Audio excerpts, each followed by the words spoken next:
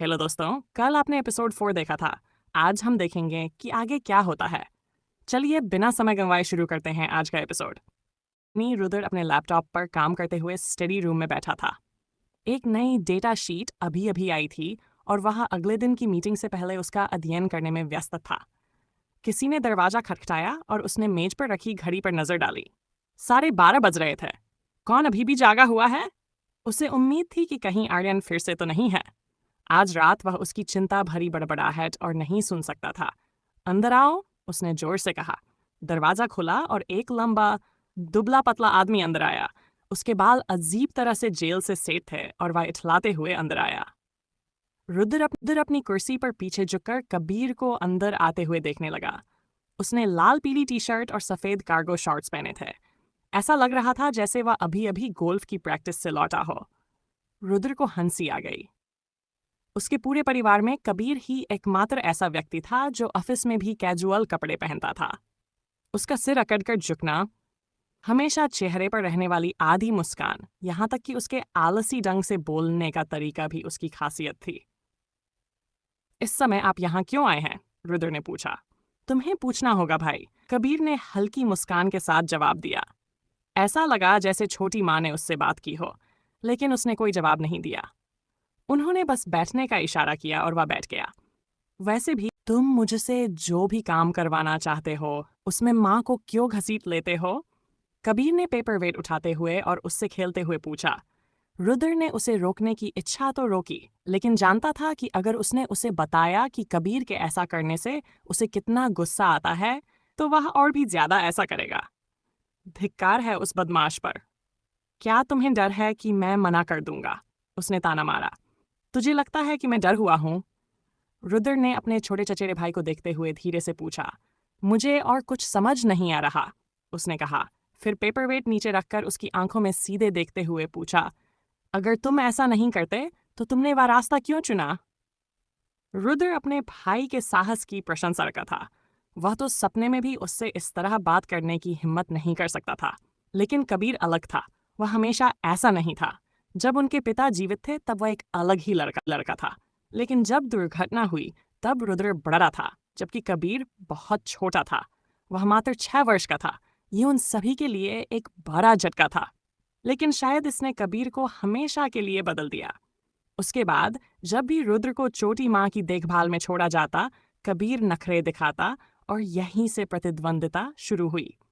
इसके बावजूद रुद्र हमेशा से जानता था कि कबीर काम में कितना प्रतिभाशाली था। उसने कई बार उसे पारिवारिक व्यवसाय में शामिल करने की कोशिश की, लेकिन हर बार कबीर ने यह कहकर मना कर दिया कि वह कुछ अपना करना चाहता है। समस्या यही थी, लक्ष्यों के मामले में वह दूरदर्शी नहीं था और इसी वजह से उसने कुछ गलत निवेश किए थे। व्यवसाय में अनुभव ही सफलता की कुंजी है और कबीर आसानी से वह अनुभव प्राप्त कर सकता था, लेकिन उसने ऐसा करने से इनकार कर दिया। लेकिन जब कीमतों, रातों और नियमों पर बातचीत करने की बात आती थी, तो रुद्र को अपने से बेहतर कोई नहीं पाता था।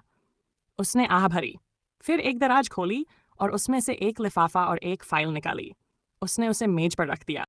लेकिन जब कीमतों, शर्तों और नियमों पर बातचीत करने की बात आती थी, तो रुद्र को अपने से बेहतर कोई नहीं पता था। उसने आह भरी, फिर एक दराज खोली और उसमें से एक लिफाफा और एक फाइल निकाली। उसने उसे मेज पर रखा और अपनी ओर सरका दिया। कबीर ने उसकी ओर देखा और फिर पहले फाइल उठा ली। कोल्हापुर संयंत्र के लिए चल रही बातचीत के प्रयास, रुद्र ने हमेशा के बेबाक लहजे में कहा। विवरण उसमें दिए गए हैं, आप उसे पढ़ लीजिए। हम जिस समस्या का सामना कर रहे हैं और उसे दूर करने के लिए जो प्रयास किए जा रहे हैं, नेहा, वे सब उसमें सूचीबद्ध हैं। अगर आपके कोई और सवाल हैं तो पूछ सकते हैं। कबीर ने उन्हें बीच में ही रोक दिया। अगर सारी जानकारी इसमें है तो मुझे आपसे पूछने की जरूरत नहीं है, कबीर ने रुद्र की बात काटते हुए कहा, जब रुद्र ने फाइल बंद करके उसे वापस मेज पर रख दिया। प्रताप से पूछो, रुद्र ने ऐसे बोलना जारी रखा जैसे उसे किसी ने रोका ही ना हो। ये कबीर का स्वभाव था। वही प्रभारी हैं और वे तुम्हें सारी जानकारी दे देंगे, रुद्र ने कहा। ये क्या है? कबीर ने लिफाफा उठाते हुए पूछा। आपके टिकट, रुद्र ने उत्तर दिया। टिकटों को देखते हुए कबीर ने कहा, तुम्हें पूरा यकीन था कि मैं जाऊंगा। अगर मैंने मना कर दिया होता तो क्या होता? उसने पूछा। तुम ऐसा नहीं करोगे? रुद्र ने घमंड से कहा। तुम जानते हो कि मुझे तुमसे कितनी नफरत है। कबीर ने खड़े होते हुए और मेज पर अपनी बाहों के बल पूरा वजन डालते हुए कहा। तुम्हारा ये घमंड मुझे सचमुच बहुत गुस्सा दिलाता है, उसने लापरवाही से कहा। रुद्र ने कंधे उचका दिए। भाई, तुम्हारा अंत निकट आ रहा है, कबीर ने ठोर स्वर में कहा और सीधा होकर फाइल और टिकटें उठाईं। जल्द ही तुम घुटनों पर आ जाओगे और मुझे उम्मीद है कि जब ऐसा होगा तो मैं वहां मौजूद रहूंगा। ये एक ऐसा दृश्य होगा जिसे मैं किसी भी कीमत पर नहीं छोड़ना चाहूंगा, उसने व्यंग्यपूर्वक कहा। रुद्र ने हल्की सी मुस्कान दी। उन्होंने जवाब दिया, मैं आपको व्यक्तिगत रूप से कार्यक्रम में आमंत्रित करूंगा। कबीर ने उसका उपहास उड़ाया और फिर उसे नकली सलाम करते हुए बाहर जाने के लिए मुड़ा, लेकिन दरवाजे पर रुक गया। अगली बार यह चाल तुम्हारे काम नहीं आएगी, उसने चेतावनी दी। माँ, मुझे बहकाना बंद करो। यह आखिरी बार है जब मैं तुम्हारी मदद कर रहा हूँ। समझ गई? उसने कहा और दरवाजा जोर से बंद करते हुए बाहर चला गया। रुद्र अपनी कुर्सी पर फिर से पीछे झुक गया। अगर कबीर का यही हाल रहा तो जल्द ही सिरदर्द बन जाएगा।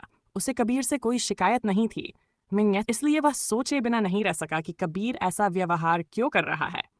उसने अपनी भौहों के बीच की जगह को सहलाया, फिर अपने लैपटॉप पर काम करने लगा। उसके मन में आज मिली लड़की की तस्वीरें कौंध रही थीं।